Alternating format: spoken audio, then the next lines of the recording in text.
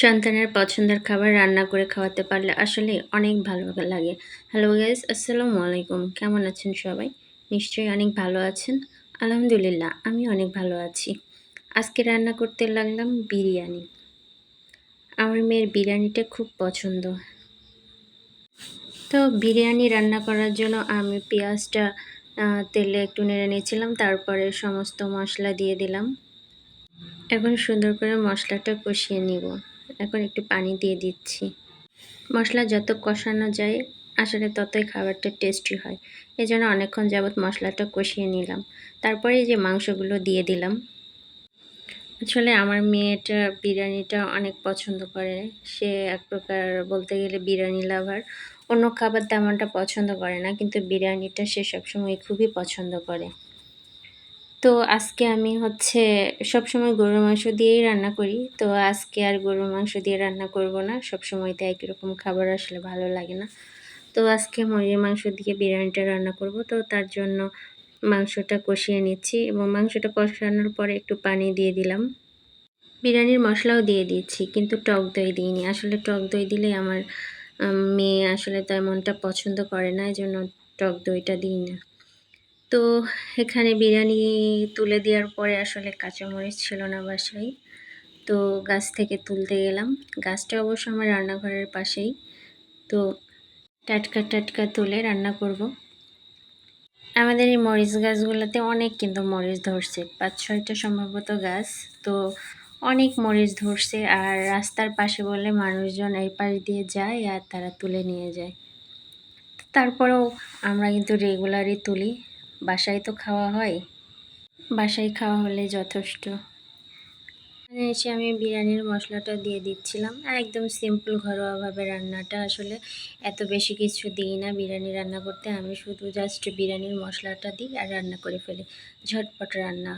এক কথায় বলতে গেলে কি বলবো, যে এর চেয়ে মানে ঝটপট মনে হয় আর কিছু হয় না। এদিকে আমি চালটা ধুয়ে নিচ্ছিলাম।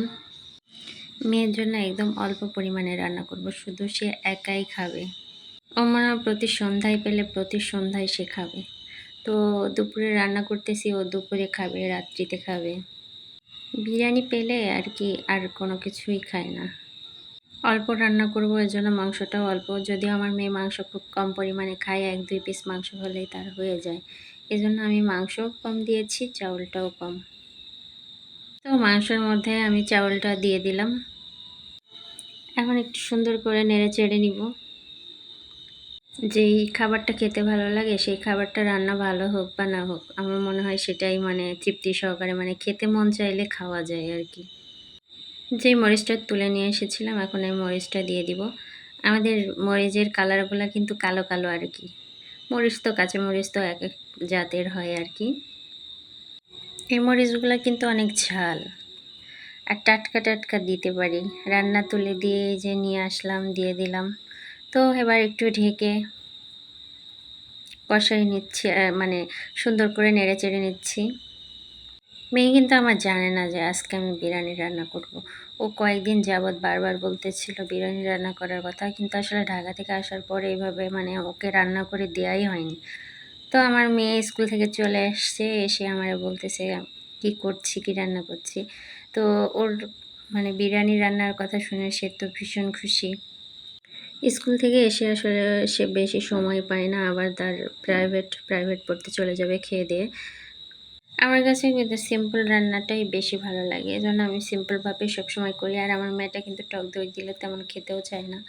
তো সে যেটা পছন্দ করে আসলে সেভাবে রান্না করে দিই। হোক সেটা বিরিয়ানি, সে যেটা বুঝে সেটাই আর কি। স্কুল থেকে এসে মেয়ের গোসল শেষ। তো এখন তাকে আমি খাবারটা দিয়ে দিব, নয়তো আবার তার প্রাইভেটে লেট হয়ে যাবে। ও কিন্তু অন্য কোনো খাবার সেভাবে খায় না। অনেক বাচ্চা আছে যে মাংসটা খুব পছন্দ করে। আমার মেয়েটা মাংস পছন্দ করলেও ১ পিস ২ পিস, এর বেশি কিন্তু সে কখনোই খায় না।